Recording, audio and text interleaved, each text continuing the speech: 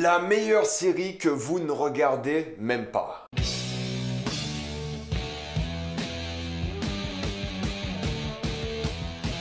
Ozark saison 3. Comme d'habitude, jusqu'à le but indiqué dans le titre de la vidéo, il n'y aura pas de spoilers, parce que vous êtes tranquille. Et si vous n'avez pas vu les précédentes saisons de la série, ne vous inquiétez pas, vous pouvez quand même regarder cette critique. Ozark est l'histoire d'une famille et plus principalement d'un comptable un peu particulier parce qu'il blanchit de l'argent pour un cartel mexicain. Et c'est là qu'on va suivre son déménagement dans une toute nouvelle ville appelée Ozark avec sa famille afin de blanchir plus efficacement de l'argent. Et ça sera vraiment l'histoire de lui et sa famille pour essayer de s'en sortir face à de nouveaux gangs, nouveaux problèmes et nouvelles menaces. Cependant, avant de commencer cette critique, j'aimerais avant tout remercier le sponsor officiel de cette vidéo. Pour sortir le grand jeu, il faut du carburant. Découvrez Gamerbread, le premier pain haute performance fait pour les joueurs.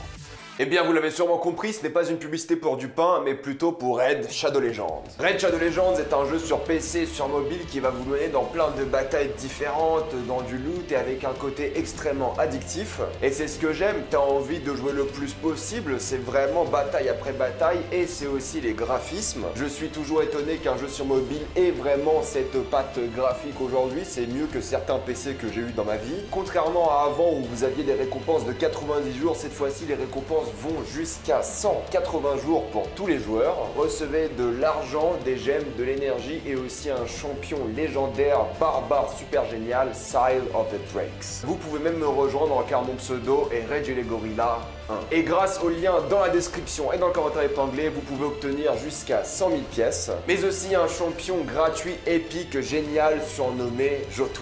Les récompenses seront disponibles pendant 30 jours et vous les trouverez ici dans votre boîte de réception.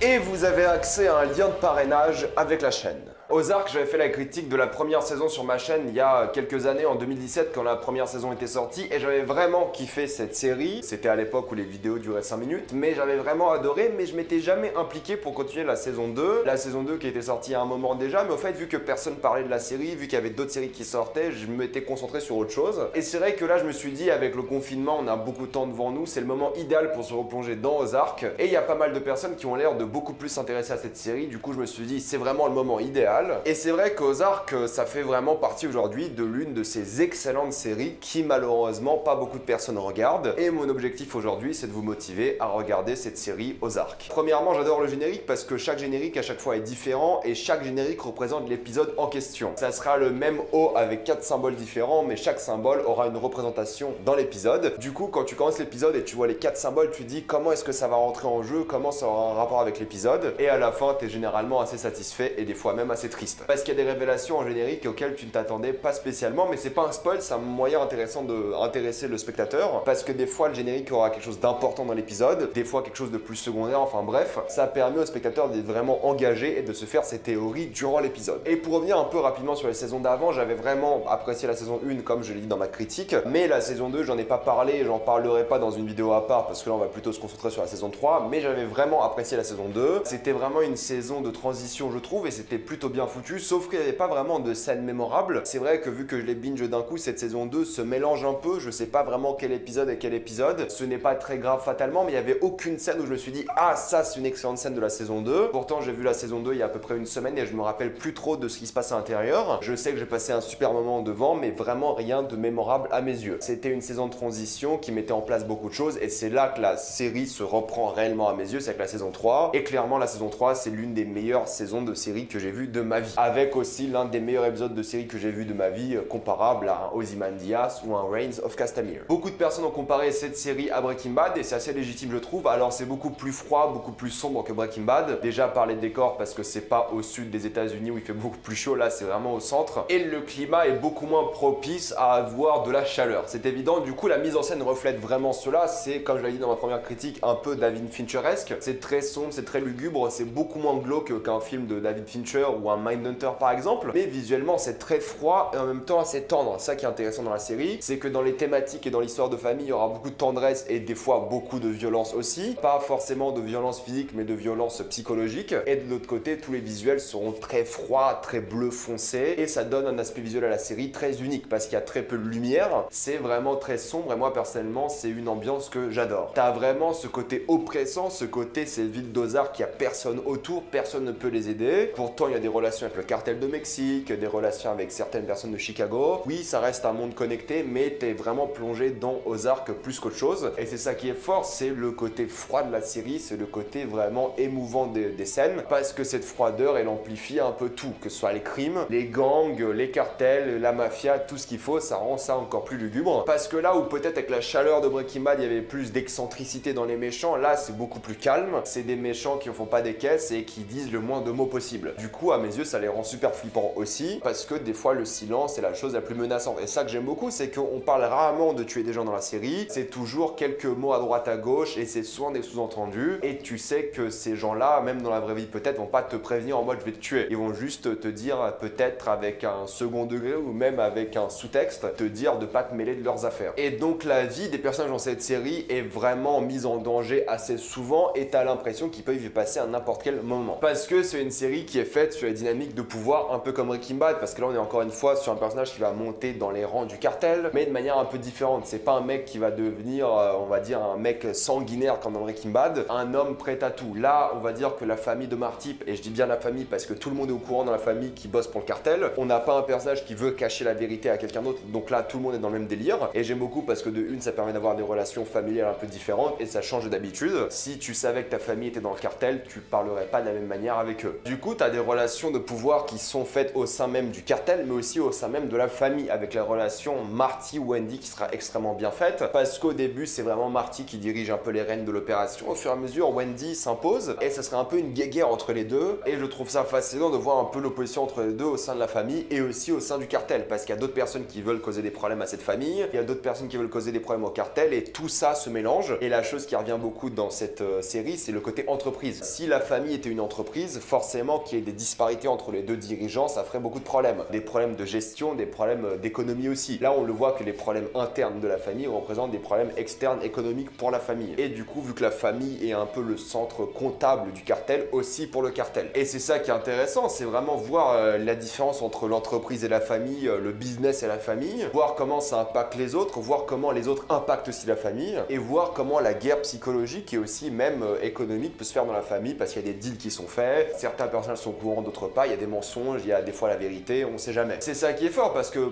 pour comparer beaucoup à Breaking Bad, parce que les séries sont quand même similaires, Breaking Bad c'était beaucoup plus théâtral, il y avait le côté business d'accord, mais c'était à comment quelqu'un va surprendre l'autre en le tuant ou en le faisant quelque chose auquel il s'attendait pas. Là oui, mais c'est à beaucoup moins d'échelle on va dire, parce que là c'est plus business, c'est plus marketing des fois, c'est plus économique pour le coup, on parle plus de chiffres, on parle plus de manière de faire des choses, contrairement à Breaking Bad. Breaking Bad il y avait de l'argent, et ensuite c'était tuer des gens, faire attention à ce que les gens ne te tuent pas. Là il y a un mélange des deux, il faut essayer de survivre évidemment, mais il faut essayer aussi de contourner le FBI par exemple, il faut aussi continuer de blanchir de l'argent, donc il y a tout cet aspect beaucoup plus entreprise que moi j'adore. Alors il n'y aura pas des cours de comptabilité, ne vous inquiétez pas, j'aime pas non plus, mais ça fera beaucoup plus stratégique que d'autres séries pour le coup. Et c'est pas que le côté entreprise que j'aime bien, c'est les personnages aussi forcément. Quand tu deviens un personnage qui va diriger un cartel ou même une famille qui fait de la compta pour un cartel, ça va te monter à la tête. Tu vas devoir faire des choix qui sont différents, et j'ai envie de parler de Wendy rapidement. Wendy, c'est l'un des meilleurs personnages féminins que j'ai vu depuis longtemps. Au début, c'est vraiment une femme de son mari, au fur et à mesure, elle prend énormément d'importance, et elle est extrêmement courageuse, elle a du sang-froid, elle fait même flipper à certains moments, mais elle est juste. J'ai jamais détesté Wendy pour le coup, je sais que beaucoup de personnes m'ont dit qu'ils l'ont détesté, mais pour moi, tous les choix qu'elle a fait étaient logiques dans leur situation, et même si des fois, j'aurais personnellement pas fait les mêmes choix, évidemment, enfin on sait pas, c'est le cartel, je suis pas dans le cartel, c'est vrai que tu la comprends totalement, et j'adore l'histoire avec Marty du coup. Marty, lui, a toujours été beaucoup plus calme, a toujours été beaucoup plus safe, on va dire, il va toujours privilégier la sécurité avant tout, et Wendy aura beaucoup plus d'orgueil, sera peut-être beaucoup plus avide de pouvoir et avide d'aller plus loin. Elle représente presque un côté beaucoup plus politique à la chose, mais la relation entre les deux, la guéguerre qui se font dans cette saison est phénoménale, et j'adore vraiment la conclusion de toutes les intrigues de cette série, parce que ça qui est intéressant, c'est que des fois tu vas te construire sur le cartel, des fois des épisodes sur le FBI, des fois sur les histoires de famille, et il y a des épisodes d'histoires de famille qui m'ont extrêmement touché. Et le plus intéressant, c'est que oui, on se concentre sur différents aspects à chaque fois de l'intrigue de la saison, mais à la fin, toutes les intrigues se recollent et ça a un sens. La manière dont la série arrive de sauter d'intrigue en intrigue tout en gardant une sorte de cohésion, c'est assez incroyable, parce qu'on pourra se concentrer sur le FBI, sur un casino, sur l'histoire avec un psy, sur le cartel, sur la comptabilité, revenir sur l'histoire de famille, sur un frère, on va aller dans tous les sens sans jamais s'éparpiller et toujours être concentré sur une sorte de ligne directrice qui marche à merveille. Pour le coup, je vais pas vous mentir, niveau mise en scène, même si la Froide reste depuis les 3 saisons, la saison 2, j'ai trouvé un peu mieux filmé, il y avait plus d'idées de mise en scène, j'ai été plus impliqué dans la réalisation qu'autre chose. Là, il y a beaucoup moins d'idées où je me suis dit c'est le génie, il y a encore plein de plans de drone comme ils le font si bien pour montrer vraiment Ozark et le lac et pour montrer un peu l'impact qu'ont cette famille sur cette ville. Mais de manière générale, je trouve que c'est beaucoup moins inspiré dans cette saison. Alors, c'est pas mauvais, ça reste encore très efficace. Il y a une meilleure composition du cadre que dans la saison 2, il y a beaucoup plus de plans. Je me suis dit c'est vraiment bien foutu comme plan. Ils ont vraiment bien réfléchi les décors de la maison ou de l'extérieur, ils ont vraiment bien mis en scène. Mais il y a beaucoup moins d'idées de mouvement de caméra. Là, elle est beaucoup plus statique que dans la saison 2, je trouve. C'est pas forcément une critique, ça reste quand même bien mis en scène, mais c'est à mes yeux un peu moins inspiré que la saison 2. Mais c'est aussi peut-être une volonté de faire autre chose et de pas trop s'inspirer de Fincher comme l'étaient les premières saisons. Et si on parle de cette série, il faut évidemment parler de cet acting irréprochable de tous les personnages. Que ce soit Marty qui lui a toujours ce côté très sûr de lui, mais en même temps un peu paniqué des fois, mais qui garde, on va dire, sa prestance. De l'autre côté, Wendy qui est beaucoup plus émouvante et qui a le droit à des scènes qui m'ont bouleversé durant cette saison, vraiment. Surtout à l'épisode 9 où je me suis dit c'est un jeu d'acteur incroyable. De toute façon, Laura Linney, on sait qu'elle est incroyable. D'ailleurs, il faut préciser que Monsieur Bateman a réalisé quand même quelques épisodes de la série et il me semble qu'il a même participé au scénario sur certains épisodes. Mais ces deux-là sont absolument géniaux. Il y a aussi Helen qui a beaucoup plus d'importance dans cette saison, qui est extrêmement flippante. Elle, c'est vraiment la personnification du mal absolu dans le fait qu'elle cache la vérité à sa famille. Elle est super flippante, je l'ai adorée. Tu sais pas quand elle peut être ton amie ou quand elle peut être ton ennemi, et ça, c'est flippant de ouf. Ça crée une relation presque bipolaire. Et pour parler de ça justement, il y a aussi Ben, acteur que moi j'ai connu dans Banshee parce qu'il était excellent. Il jouait un ex-nazi devenu flic. Et là, c'est le meilleur acteur de la série. Il y a une scène au tout début de l'épisode 9, vous l'avez compris, l'épisode 9 est incroyable, où il a un monologue de 4-5 minutes et il est bluffant. Ça fait partie des meilleurs actings que j'ai vu dans une série. Il est absolument incroyable de A à Z.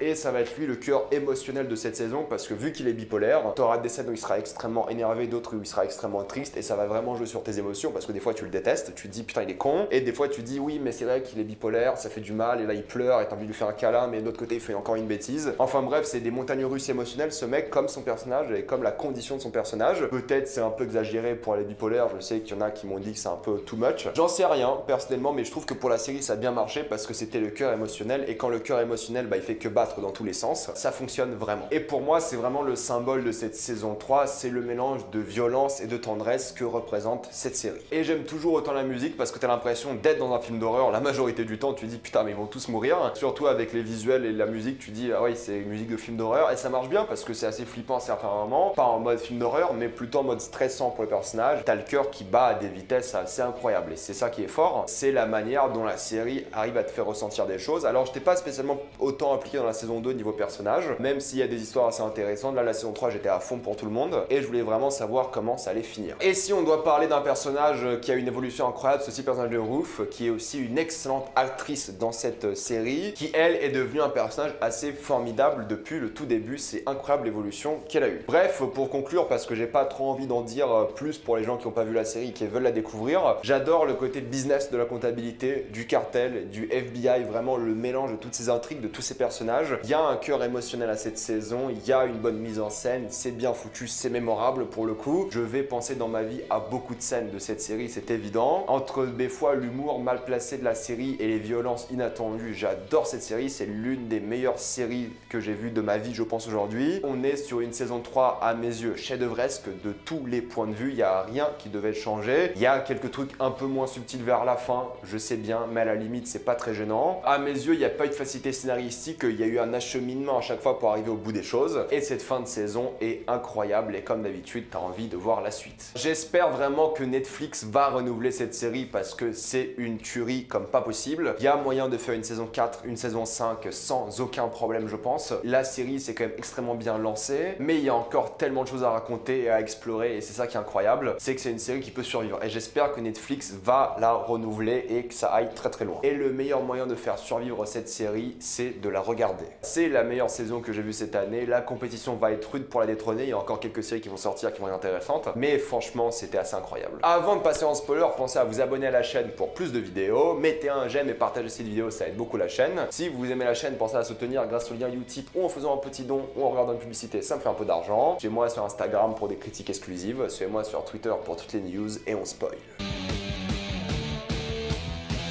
On en parle de la psy qui certes ne méritait pas de mourir, mais qui a vraiment cherché la merde. Alors oui, la scène d'engueulade de l'épisode 6 entre les personnages était absolument géniale, je comprends, mais l'esprit un peu comique de cette saison venait de la psy qui était un peu trop avide aussi, trop cupide, qui en voulait trop, et forcément quand on veut trop et que tu fais chier Hélène, on a compris que tu passais. On va reparler d'elle juste après, mais il y a vraiment beaucoup de scènes incroyables dans cette saison, on va pas se mentir. Que ce soit le moment où tu vois pour la première fois Marty craquer dans la prison de Navarro, tu vois qu'il est beaucoup moins calme. Et j'adore son évolution parce que ça le recadre vraiment. Et j'adore ça parce qu'au final, il se rend compte, comme il le dit si bien dans la saison, qu'il n'est pas ce qu'il aurait pensé être dans ces situations. Et je pense que quand tu es dans une situation comme ça, où ta vie est remise en jeu, où tu sais pas vraiment où donner de la tête et tu te rends compte de qui tu es réellement dans une situation extrême, ça te recadre, je pense. Là, tu changes vraiment d'optique de vie, tu changes réellement qui tu es, c'est une évidence. Et j'adorais parce que c'est l'une des seules scènes où tu le vois vraiment péter un câble et vraiment se relâcher un peu, parce que même quand il se passe quelque chose de plus grave, il est toujours très calme. Et là, il ne l'a pas été du tout. Et il a montré pour le coup vraiment très peu de sang-froid et je l'ai adoré pour ça. Il a été assez spectaculaire durant la scène de prison, ça y a aucun doute. Et encore une fois, l'acting vraiment aux petits oignons. Mais pour moi, les scènes qui m'ont vraiment touché, c'est les scènes avec Ben, surtout l'épisode 8 où il découvre qu'il va aller à l'hôpital et tu l'entends gueuler non, non, je veux pas y aller. Et Wendy juste à côté qui entend tout et t'as le cœur mais brisé parce qu'elle pleure à côté, elle se rend compte de ce qu'elle est en train de lui faire. Lui qui est en train de vraiment être en larmes et tout, il veut pas retourner à l'hôpital. Et j'adore vraiment son jeu d'acteur, pareil pour l'épisode 9. Le monologue au début qui est incroyable, la fin où il est content, il va peut-être avoir un chien, il va vivre une nouvelle vie, etc.